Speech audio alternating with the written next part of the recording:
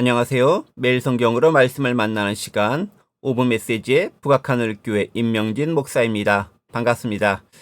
날씨가 좋습니다. 봄날 분위기도 느껴지네요. 맑고 밝은 날은 우리의 기분도 무척 상쾌하게 만들어주는 것 같습니다. 하지만 그렇지 못하다 할지라도 우리의 생각을 하나님께 집중한다면 모든 것이 새롭게 보이지 않을까, 또 그런 생각도 듭니다.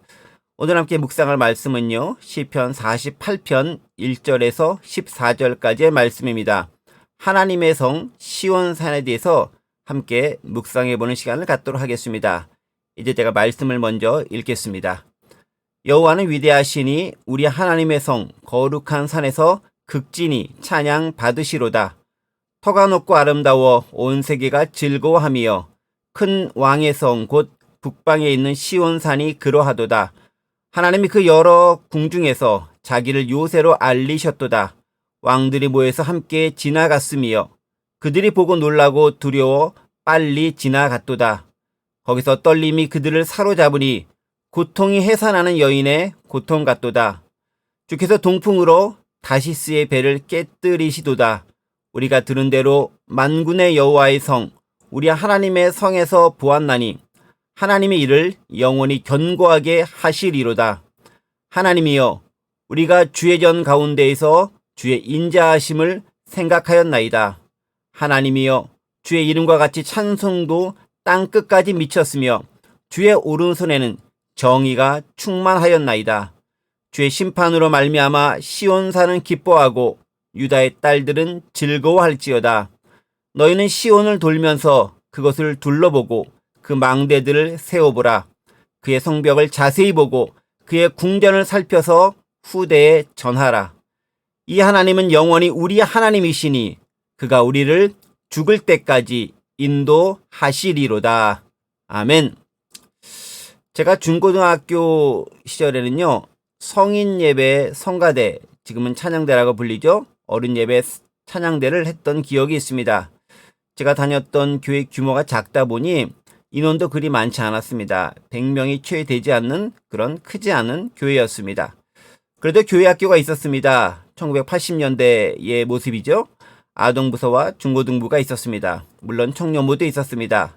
그런데 제가 있던 중고등부 전도사님이 어른 예배 찬양대를 지휘를 겸하고 계신 분이셨습니다. 워낙 본인이 열정적인 분이시라 기도도 무척 세게 저에게 시키곤 하셨는데요. 게다가 이분이 좀 욕심도 있었습니다. 그래서 중고등부 학생들도 어른 예배에 참석하게 독려하셨고, 또 일부는 찬양대에 설 수 있도록 강압적으로 이끌기도 하셨습니다. 본의 아니게 10대부터 어른 예배 찬양대에 서게 되는 그런 호사를 누리기도 했습니다. 그때 찬양했던 곡들 중 기억에 남는 것들이 몇 곡 있는데요. 이런 곡이 생각이 납니다. 시온은 아름다운 산이로다 로 계속되는 그런 가사가 있는 곡입니다. 가사의 의미도 그 당시는 제대로 모른 채 그저 전도사님이 시키니까 되지도 않는 소리 내가며 열심히 찬양했던 그런 기억이 있습니다. 벌써 35년 전 정도쯤의 일인 것 같습니다. 시온산, 도대체 그 시온산이 뭐길래 아름답다고 외쳤을까요? 나중에 신대원 입시를 준비하면서 비로소 시온산이 다윗성으로도 불리는 예루살렘에 있는 작은 산이고, 또 지역적으로는 예루살렘 성전을, 영적으로는 하나님 나라를 상징한다는 것도 비로소 늦게 알았습니다. 그리고 바로 그 시온산은 특히 시편에서 수없이 많이 회자되며 노래 불리는 대상이기도 한 그런 곳입니다. 바로 오늘 본문도 그 시온산에 대한 내용을 노래하고 있습니다. 시편 48편 시온산을 노래하고 있습니다. 왜 그럴까요? 시온산은 여호와의 산이라고도 하며 하나님의 성이라고도 불립니다. 구약시대에 신의 산이 있었다고 한다면 신약시대에는 예루살렘의 시온산이 대표적인 산이 될 것 같습니다. 자, 그런데 시온산이 유명한 건 그곳이 다윗과 연관된 장소일 뿐만 아니라 하나님을 예배하는 예루살렘 성전이 위치한 곳이기 때문에 그렇습니다. 물론 성전 자체가 직접적으로 시온산 위에 그렇게 건설되어져 있지는 않습니다. 하지만 예루살렘 성전 문에서 나와 바로 근처에 시온산이 위치해 있기 때문에 예루살렘 산으로도 불리고요. 거의 예루살렘 성전과 동의어로 사용됩니다. 특히 유대인들에게 이 명칭 시온은 하나님의 성으로 아주 특별한 의미를 갖습니다. 바로 이 시온산을 그리고 시온산에서 찬양을 하고 있는 것이죠. 터가 높고 아름다워 온 세계가 즐거워하며, 터가 높고 아름답다고 칭송하고 있습니다. 우리의 가스펠 워십송 중에도 이런 노래들이 있죠.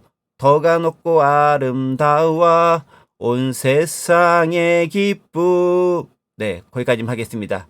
자, 그렇다면 왜 그곳은 아름다운 곳으로, 또 모든 세계가 즐거워하는 곳으로, 또 흠모하는 곳으로 칭함을 받게 되었을까 하는 점입니다. 오늘 본문은 그 점을 우리에게 이야기해 주고 있습니다. 자, 무엇보다도 시온산은요, 하나님의 임재가 있는, 즉 임재를 상징하는 산입니다.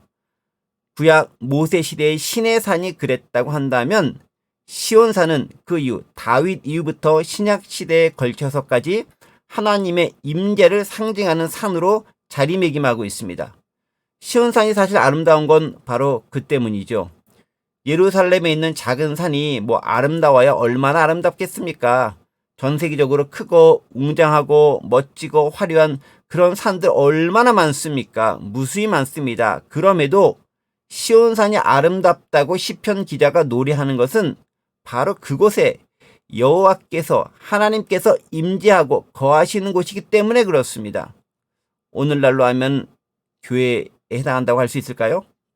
자, 그런데 그 아름다움은요, 단지 보이는, 즉 시각적으로 눈에 보이는 아름다움에 국한되지 않습니다. 이스라엘 백성들의 과거의 추억, 그리고 경험, 그리고 현재와 미래를 아우르는 약속과 희망이 바탕이 되어 있는 그런 아름다움입니다. 행복한 미래를 아름다움으로 표현한 것이죠. 자, 그렇게 하나님의 임재를 상징하는 곳으로서의 시온산은 자연스럽게 다 몇 가지 사항과 연결지어져서 생각해 볼 수 있습니다. 먼저는요, 시온산 그곳은 하나님을 만나고 예배하는 곳입니다. 성전이기 때문에 그러하죠. 예배의 처소가 됩니다. 시편 기자는 바로 이 시온산에서 하나님을 생각하고 예배하고 찬양하고 경배하고 있습니다. 9절과 10절 말씀 제가 읽어볼까요? 하나님이여, 우리가 주의 전 가운데에서 주의 인자하심을 생각하였나이다. 하나님이여, 주의 이름과 같이 찬송도 땅끝까지 미쳤으며 주의 오른손에는 정의가 충만하였나이다. 그렇습니다. 예배의 장소로서 시온산은 그곳에서 하나님을 묵상하고 생각하고 찬양하는 장소가 되어야 합니다. 시편 기자는 이미 그 예배의 즐거움과 은혜를 마음껏 누리고 있는 것이지요. 두 번째로 시온산은요, 요새가 됩니다.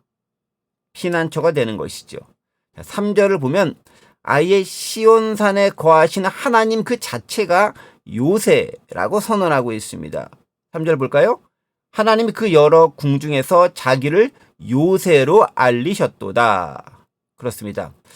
하나님이 요새, 즉 난공불락의 성이 되시기 때문에 제 아무리 강력한 군대가 침략해 온다 할지라도, 연합군이 공격해 온다 할지라도 그곳은 안전합니다. 예루살렘 자체가 물론 천의 요소로서의 환경을 지니고 있는 것도 사실이지만 무엇보다도 그 당시 신 중의 신이신 가장 강력한 하나님이 그곳에 계시고 도우시기 때문에 그곳 시온산은 가장 안전한 산이 되는 것이죠. 우리의 일상도 마찬가지 아닐까요? 평상시에 아무리 방비를 잘하고 어려움과 그 힘든 것들을 대비를 잘한다 할지라도 궁극적으로 하나님의 도우심이 없으면 연약한 인간의 준비라는 것이 지극히 제한적이고 뭔가 허점이 생기기 마련입니다. 특별히 자연재해, 얼마나 그 앞에 무력한 인간의 모습을 많이 노출시키고 있습니까? 여러분, 그렇습니다. 하나님, 그분 자체가 요새이고 피난처이십니다. 자, 마지막으로 시온산은요, 신앙의 전수의 장소이자 공간적 배경이 된다는 겁니다. 이스라엘 백성들은 시온산에서 하나님을 예배했고 그곳에 가는 것을 평생의 기쁨으로 여겼습니다. 그리고 그곳에서 하나님의 과거 이스라엘을 향한 놀라운 역사를 되새겨 보았습니다. 8절을 보면 이렇게 기록되어 있습니다. 우리가 들은 대로 만군의 여호와의 성, 우리 하나님의 성에서 보았나니 하나님이 이를 영원히 견고하게 하시리로다. 이렇게 기록되어져 있죠. 그들 역시 자신들의 부모와 선배로부터 하나님과 함께한 그 이스라엘의 과거 역사를 들었고 그 들은 바를 지금 이곳 예루살렘 성전에 와서 손으로 만져보며 확인하고 재차 경험하고 있는 것입니다. 그리고 그것에서 그치지 않고 있죠. 그들 역시 들은 신앙, 자신이 손으로 만지고 확인하고 경험한 신앙을 자손들에게 전수하겠다고 다짐합니다. 13절 말씀 읽어볼까요? 그의 성벽을 자세히 보고 그의 궁전을 살펴서 후대에 전하라. 그렇습니다. 신앙은요, 그렇게 전해지는 것입니다. 선대로부터 들은 것을 내가 확인하고 경험하며 그것을 다시 우리의 후대에게, 자손들에게 전수해 주는 것이지요. 그것은 함께 신앙의 장소에서 예배하고 찬양하고 경배하고 교제하며 신앙을 공유하는 것을 통해서 이루어집니다. 그래서 할아버지부터 손자까지 다 함께 예배하는 것이 무척 중요한 거죠. 함께 공유된 신앙 체험을 만들어갈 수 있으니까 그러합니다. 때문에 교육은요, 정확히 얘기하면 교회 학교에 맡기는 것이 아닙니다. 물론 필요에 따라 또 편의에 따라 효율성에 따라 교회 학교가 전담하고 있는 건 사실이긴 하지만 진짜 교육은 믿음의 부모가 자신이 경험한 것을 자신의 자녀들에게 이야기하며 삶을 나누며 공유하는 데에서 이루어집니다. 그게 진짜 신앙 교육이고 신앙 전승이 이루어지는 방법인 셈이죠. 이제 말씀 한번 정리해 보겠습니다. 시온산 아름답습니다. 멋진 경치가 있어서 아름다운 것이 아니라 그곳에는 하나님이 계시고 경험된 역사가 있고 공유된 신앙이 있고 예배의 장소이기 때문에 그곳은 아름답습니다. 여러분, 추억이 아름다운 건요, 그 장소의 멋짐 때문이 아니라 그곳에서 함께 경험했던 삶의 흔적이 남아있기 때문에 아름다운 것입니다. 바로 그런 아름다운 시온산이 오늘 우리의 삶의 터전에, 우리의 교회, 또 제가 섬기는 북악하늘 교회에, 또 예수님이 함께 계시는 우리가 있는 곳 그 어느 곳에서든 이루어지기를 간절히 소망해 봅니다. 잠시 기도하겠습니다. 하나님 아버지, 시온산이 아름다운 건 그 외관과 경치에 있지 아니함을 다시금 발견합니다. 그곳에서 경험된 하나님, 그리고 배웠던 하나님, 공유된 하나님, 그리고 나누어야 할 하나님을 함께 경험하게 하시고 아름다운 신앙의 전수와 온전한 예배가 이루어질 수 있도록 도와주옵소서. 감사드리며 예수 그리스도의 이름으로 기도드립니다. 아멘. 오늘도 행복하고 활기찬 삶을 사세요. 샬롬.